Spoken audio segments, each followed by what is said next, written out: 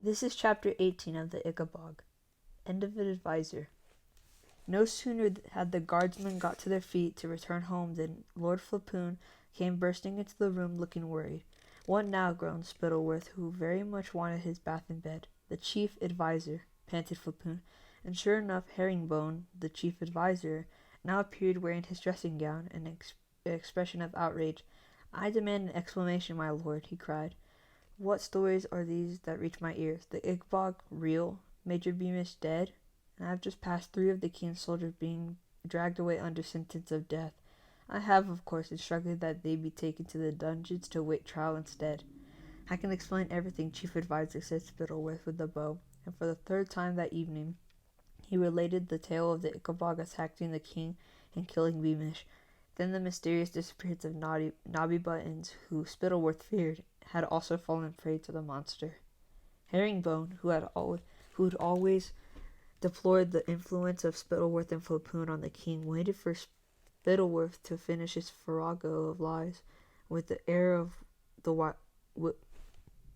wily old fox who waits at a rabbit hole for his dinner. "A fascinating tale," he said, when Spittleworth had finished, "but I hereby relieve you of any further responsibility in the matter, Lord Spittleworth.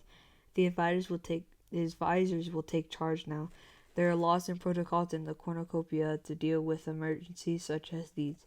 Firstly, the men in the dungeons will be given a proffered trial, so that we can hear their versions of events. Secondly, the list of the king's soldiers must be searched to find the family of this Nobby Buttons and inform them of his death. Thirdly, Major Beamish's body must be closely examined by the king's physician, so that we may learn more about the monsters that killed him."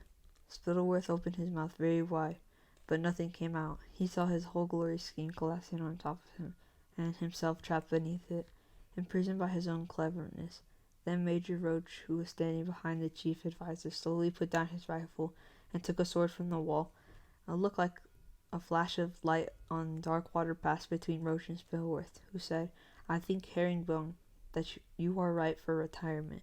Still flashed, and the tip of Roach's sword appeared out of the chief advisor's belly. The soldiers gasped, but the chief advisor didn't utter a word. He simply knelt, then toppled over, dead.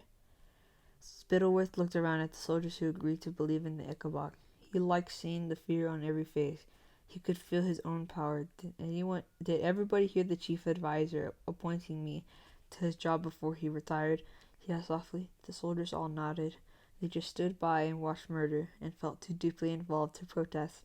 All they cared about now was escaping this room alive and protecting their families. "Very well, then," said Spittleworth. "The king believes the Ickabog is real, and I stand with the king. I am now the new chief advisor, and I will be devising a plan to protect the kingdom.